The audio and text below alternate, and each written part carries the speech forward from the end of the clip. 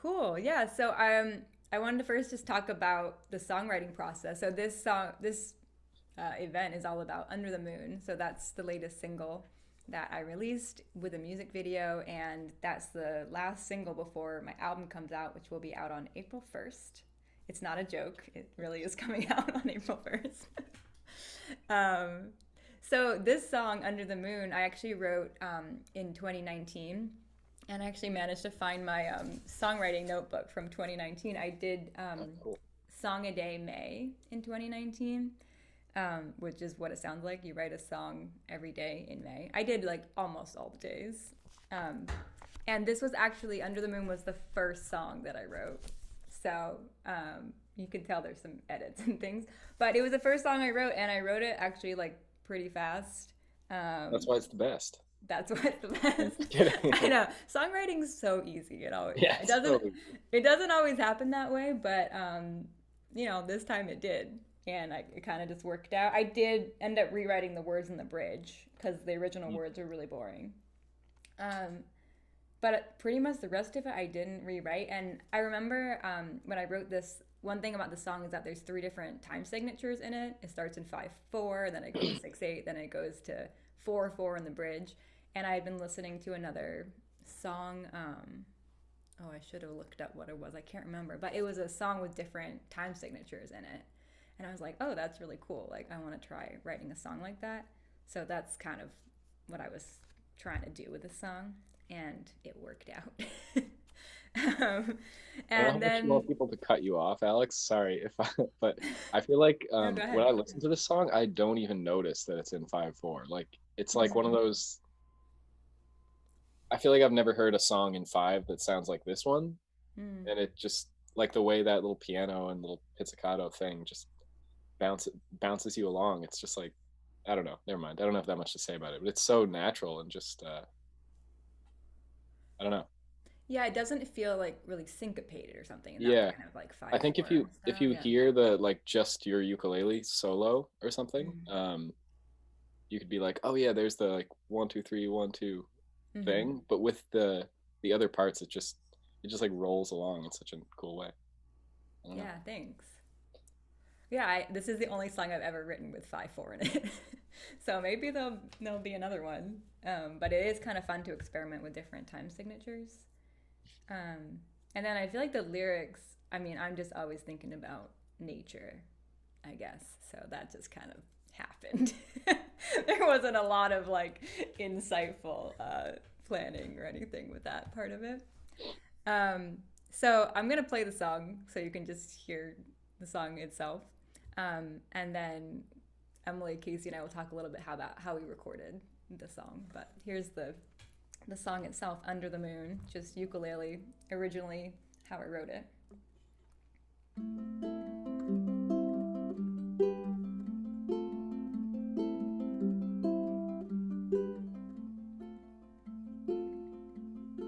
Trickle down quietly, entering my reverie. Coat me with sweet dewdrops, help me feel what I have not. Blow a leaf in my hair, carry me out of despair.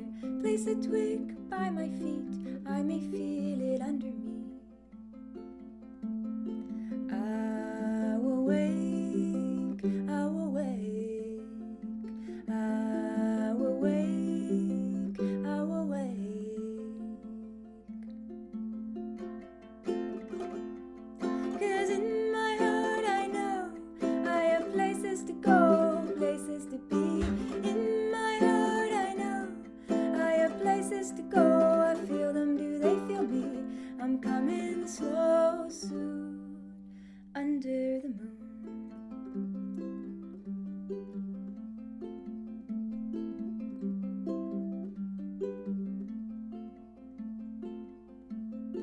Open blossoms welcome me, I run into the crashing sea. Salty breeze in the air, long grass in my flowing hair. Smell the flower back and smiled, I'll live like this for a long while. I will wake, I will wake, I will wake, I will wake.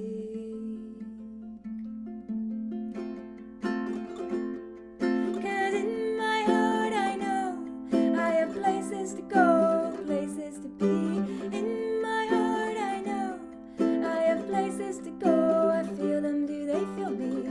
I'm coming slow soon, under the moon.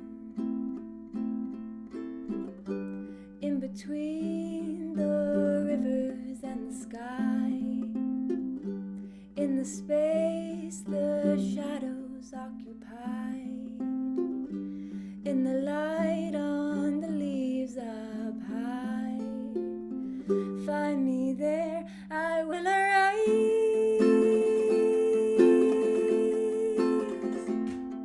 'Cause in my heart I know I have places to go, places to be. In my heart I know I have places to go. I feel them, do they feel me? I'm coming slow soon, I'm coming slow soon, under the moon.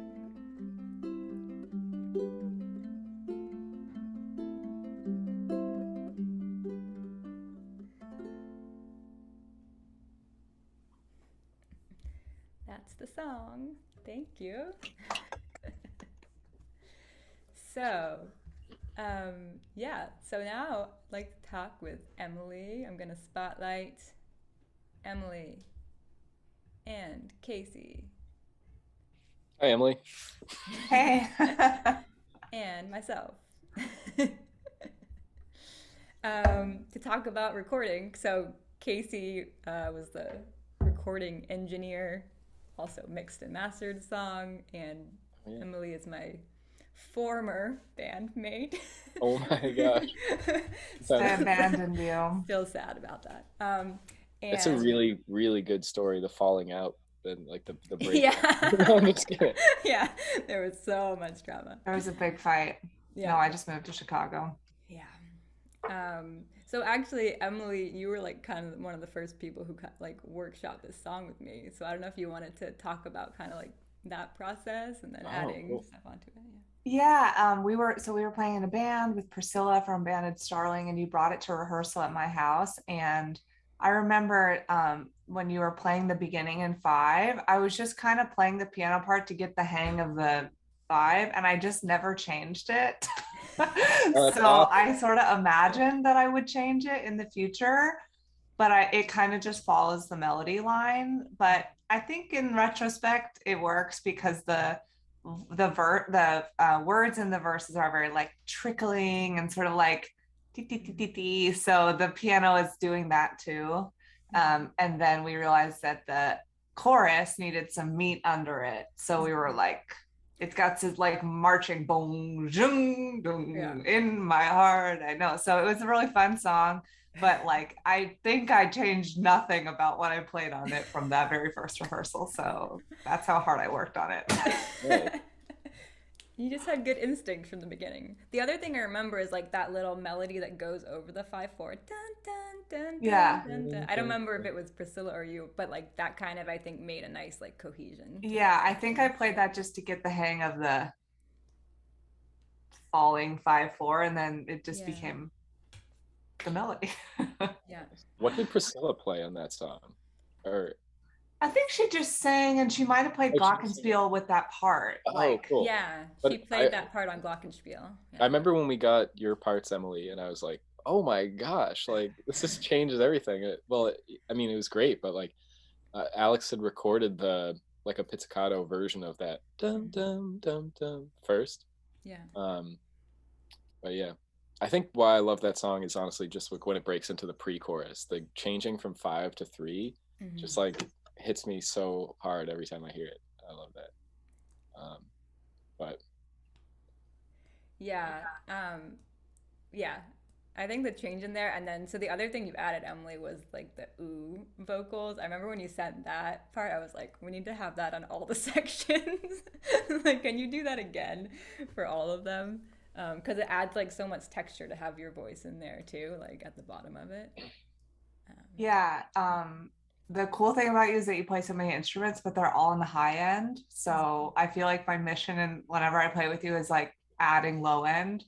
So thankfully my voice is a lot lower. So I do regret, I must say, in this group, I have a confess. I wish I would have it instead of oohed it, but you know, life is full of regrets.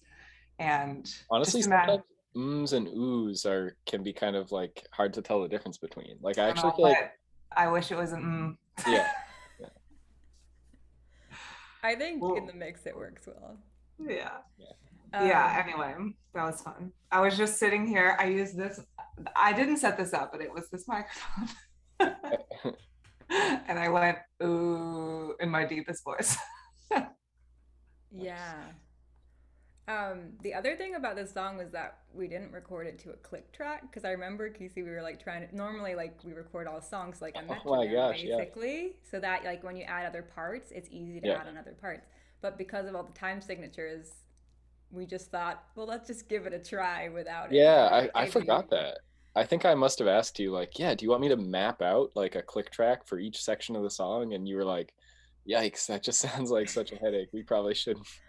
So we didn't. Yeah, it's crazy. and it worked out. It worked out. So Yeah. yeah, yeah. Casey, Well, what was your experience like I don't. recording this and like adding the different parts and mixing it and all that? Yeah, I don't know. I haven't. I don't have like a spiel that I intended to say about it or anything. But I mean, this was like one of the first projects that was like done largely at like my sort of still kind of new home studio, and um, it feels pretty awesome. It still feels pretty awesome to like have finished it and to see it kind of getting released now. But yeah, Alex definitely came. You came with like all like these incredible demos, basically. So everything was. I think like the stuff that Emily sent us was like one of the first things. I guess what I'm trying to say is like Emily was kind of injecting this um, variable into, um, like because you had these like awesome, pretty simple arrangements that you brought to me, and we were like executing on those and just trying to get them to sound really good. Mm-hmm. And then Emily sent us this stuff that was like always like just catching me off guard kind of, and then like changing the song. And I actually think this song is a really good example of kind of like you and I beginning to like improvise and like really kind of I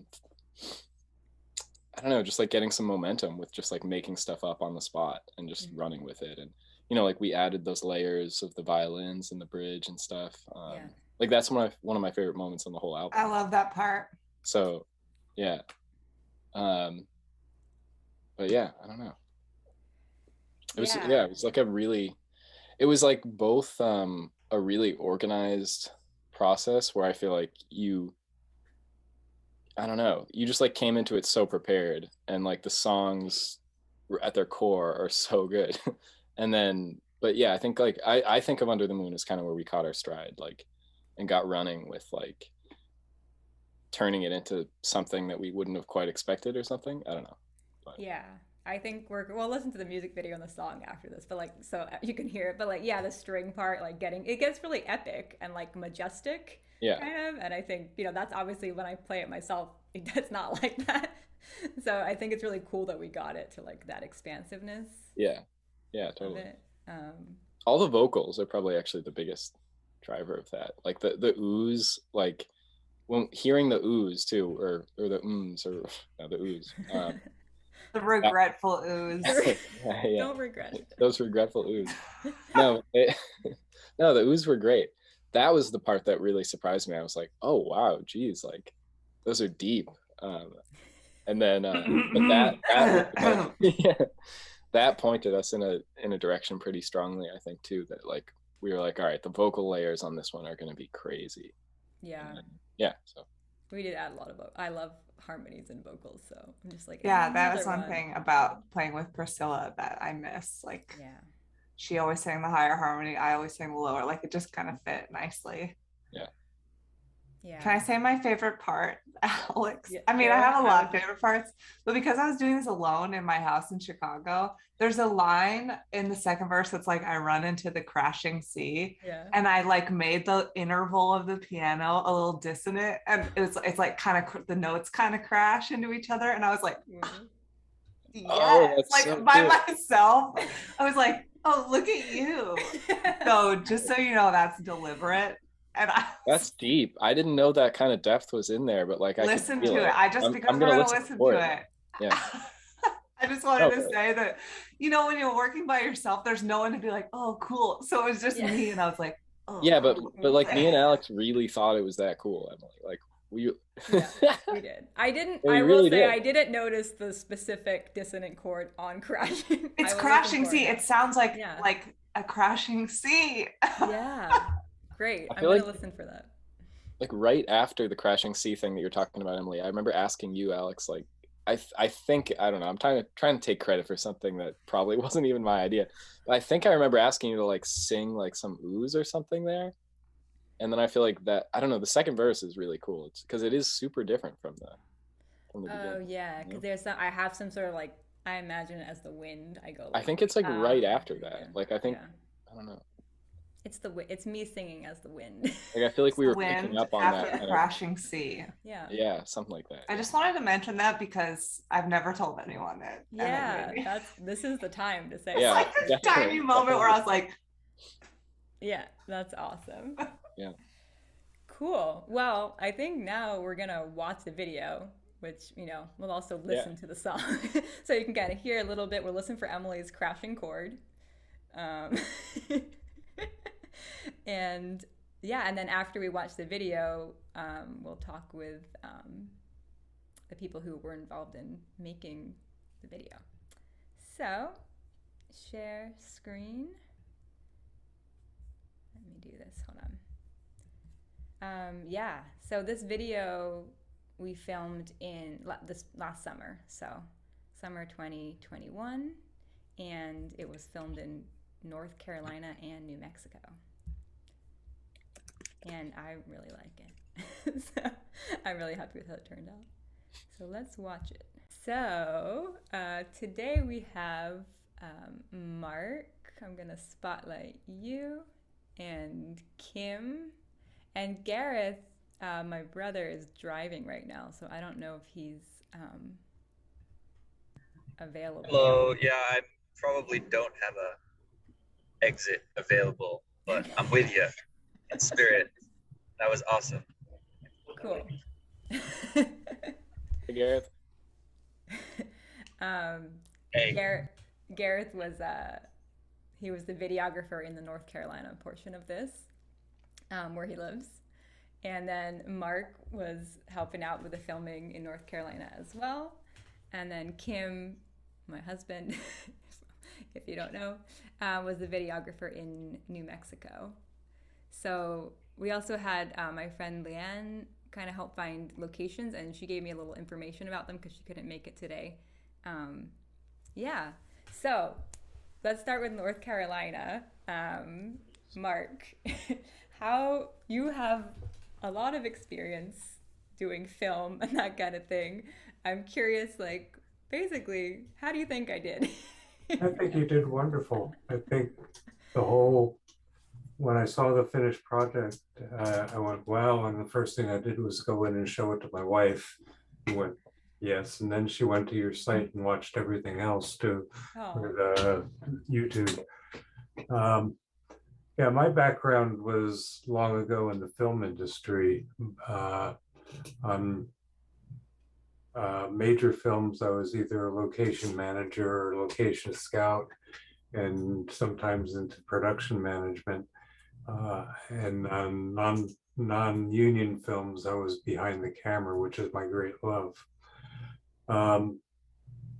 I kind of came in at the end of the North Carolina shoot. I don't even know whether you location scouted at all, but it was what was there was absolutely wonderful. It was a joy watching you during it. I don't think that you could have done anything differently better. Okay. Thanks. Yeah, we definitely with the last minute thing. Basically, I asked Gareth for my criteria was really just like a beautiful location, essentially, because I just wanted to feature like beautiful nature scenes, and so the Eno River was the place that Gareth thought would be a nice spot because you have the water and like some trees, kind of like different types of areas, basically. And I remember your wife helped find some flowers, Yeah, wildflowers. she didn't expect to be in the credits. What you don't know is that that's one of our favorite walks. Oh, We go there quite often. Spend the little waterfall that was there and stuff is a place that we just sit for long times and stuff. So yeah. yeah, I I guess from a production point of view, if I'd had my druthers, I would have liked to have had more than one camera going at a time so you could have gone between the different angles. But that's just a matter of timing and expense and things like that. So your editing was great also. So Oh, thanks. Yeah, we actually, for those of you who don't know, we basically just use my iPhone with a gimbal, which is like kind of a thing that you put the iPhone in. It allows you to get more stability and like some shots moving. So it was all thanks Apple, I guess.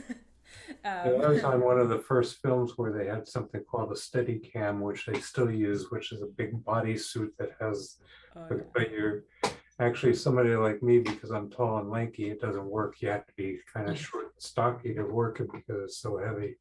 And now that they have those little gimbals, it's just a wonderful evolution of it. So if Gareth could talk to it, he was actually the videographer on it.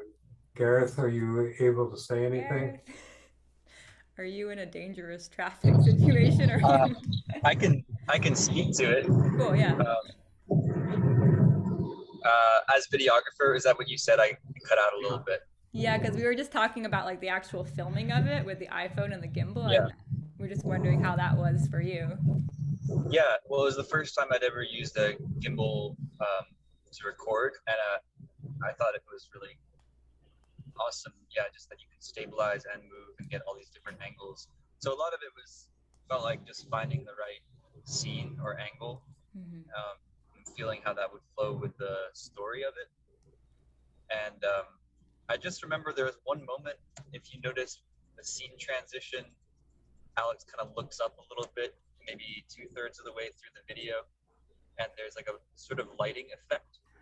You might think that was edited in, but it was a real kind of double rainbow thing happened on the lens. And so, yeah, if you rewatch it, you can find that place. It was like the camera reflected the sunlight beautifully. So I just remember being mesmerized by that. And it's real life magic happening. What's that? I said that was real life magic. Yeah, that was real life magic. And then there's the butterfly at the end was also just this shot that we didn't plan. It was like, oh, there's a butterfly, get it. Yeah, I saw a butterfly. Like we had already taken the gimbal off, and I was like, I just have to film this butterfly because it's beautiful. I need to watch this a second time now. Yeah, or see all another the little time. things. Yeah, I do remember, Gareth, you were really into getting the light magic shot. I had a lot of footage of that. Yeah.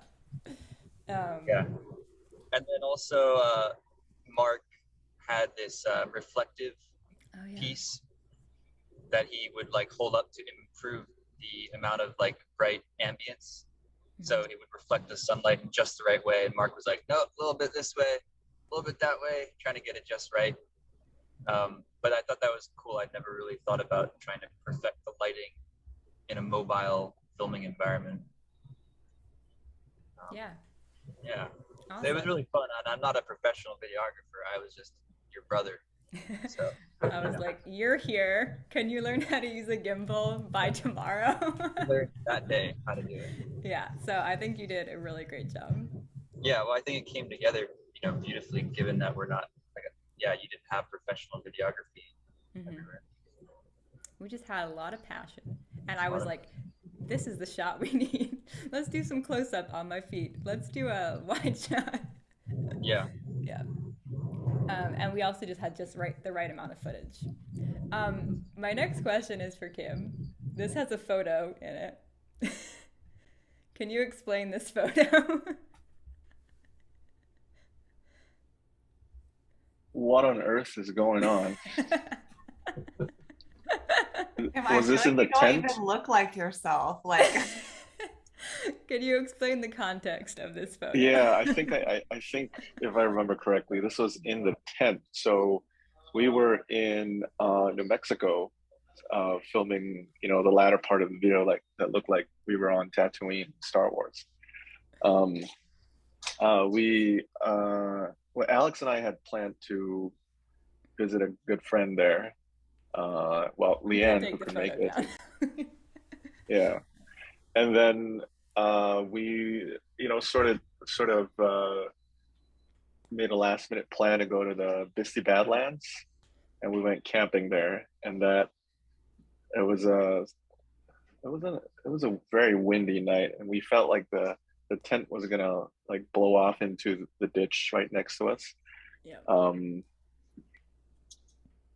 I don't know if you know what happened, because I just felt like we were kind of just tumbling around because the tent was shaking a lot. And maybe that's why the crazy hair happened. But it was fun, and then we woke up the next day pretty early to get some sunset shots. And I think Alex had shown me a few snippets of what Mark and Gareth, you guys, had taken in North Carolina, and we were just trying to, like, you know, film scenes to make the transition where you're like running out of a scene and like where can you run out of here in all these like rocks that would make it look cool. And so I think we did a lot of that. We probably filmed like 10 times the amount of footage that you actually put in the video.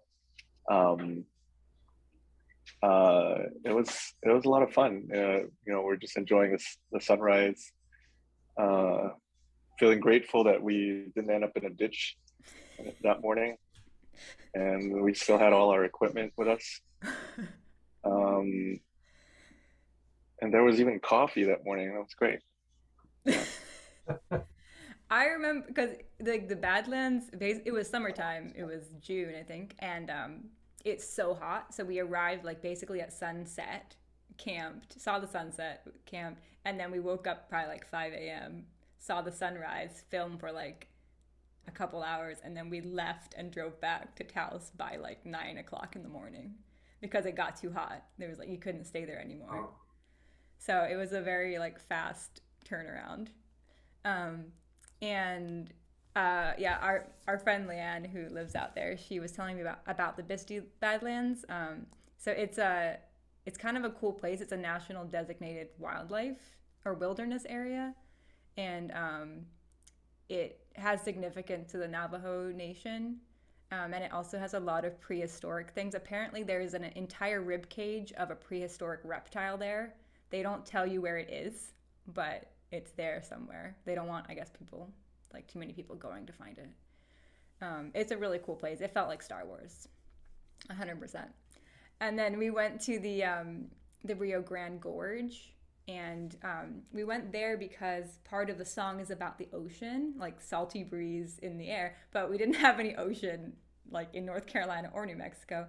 But one thing that they often say is that the sagebrush is like the ocean, kind of like the ocean out there, because it's this beautiful like green, kind of green blue. So the sagebrush was the ocean for us there. And the other thing, I didn't want any like man-made items in the shot, so like we had to face away from the power lines and like the roads and the bridges and stuff, which in New Mexico wasn't too hard, but we still had to like make sure the shot was more natural. I thought you were completely in a place that just didn't have any modern technology at all. Like I believed it, definitely. I mean, the Bisti Badlands, I guess, kind of was, but the Rio Grande Gorge, not as much. No, it's just the magic of film, Casey. Yeah. Yeah, so that's pretty much how the music video came together, and thank you both so much for being part of that. Oh, and Gareth, yes, he's here too. Yeah, so the last thing I wanted to do was like a little nature activity together. So this is what we're gonna do, because I think it's fun to spend a little bit of time. It'd just be like probably less than 10 minutes I'll do for this. It's been a pleasure. We'll see you all again, I hope. Yeah. Thank you, Mark. So this is what we're going to do. Creative activity. Describe or draw your favorite plant or nature spot to visit. So yeah, you could draw it. You could write like a little poem. You could just write a description. I mean, you could do whatever you want, basically. You could draw a maze that starts from your house to get to the place where you like to go. You can use your creativity. But we're just going to take a little bit of time. I'm going to play some instrumental versions of the songs, and then if you want to share, you can share, but also no pressure to share. So we'll just spend a couple minutes to do a very quick poem, little writing, or drawing of your favorite plant or nature spot to visit. And it can be specific plant, like the tree like that I walk to at the end of my street, not just like a palm tree or something, but you can decide. Announcements are just my album is coming out April 1st, finally. Woo, woo. And then I created a collage art exhibit to go with the album, and that's going to be first in Princeton, New Jersey. So that'll be on exhibit at Small World Coffee, April 8th. And then I'm doing a New Jersey release show April 22nd, Princeton, New Jersey, at Small World Coffee. The Boston release show date is still to be determined, but most likely in May, and the art will be coming back in May here as well. So that's kind of what's happening coming up. And any requests for closing song? Lion's Mane. Yeah, we were saying that too, Sarah. Just whispered lines. I know you love lions, Sarah. I do.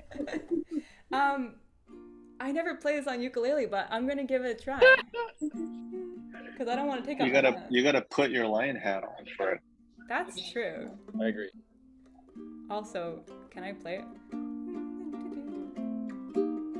I think I can play it.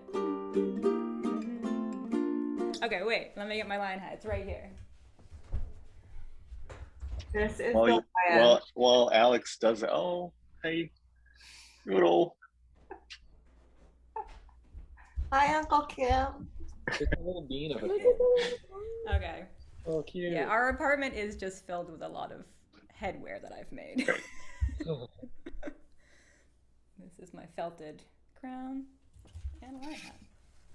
And now, yeah, I don't know. I'm going to attempt to play this on ukulele. We'll see how it goes.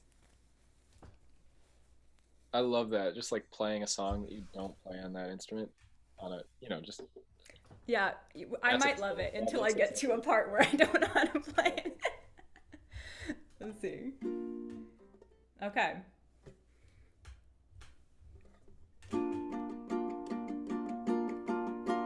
Inside, I feel like a shapeshifter, transformed completely like a weightlifter. From 10 years ago to now, I've grown in leaps and bounds. But have you noticed I'm a better person now? Have you noticed that I know what I'm about? Or do I seem the same? Have I really changed? I've grown my lion's mane. Do I seem the same? Have I really changed? I've grown my lion's mane, and it's here to stay. Here to stay. Inside, I've been working diligently, keeping practices religiously, 'cause I really think I can connect the links. But have you noticed I'm a better person now? Have you noticed that I know what I'm about? Or do I seem the same? Have I really changed? I've grown my lion's mane. Do I seem the same? Have I really changed? I've grown my lion's mane, and it's here to stay. Here to stay. I'm trying to remember that I do not know better, and now I endeavor to see beauty in all weather. I'm trying to remember that I do not know better, to see beauty in all weather. Do I seem the same? Have I really changed? I've grown my lion's mane. Do I seem the same? Have I really changed? I've grown my lion's mane. Do I seem the same? Have I really changed? I've grown my lion's mane. Do I seem the same? Have I really changed? I've grown my lion's mane, and it's here to stay.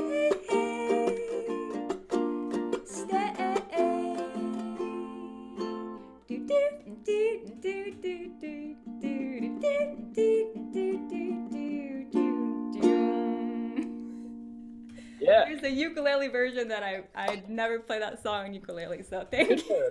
I got most of the chords. I got most of them. All right. Thank you so much for coming. This was really fun. Thanks for doing this, Alex. Yeah, thanks for everyone who was involved with it. You all made this beautiful art happen.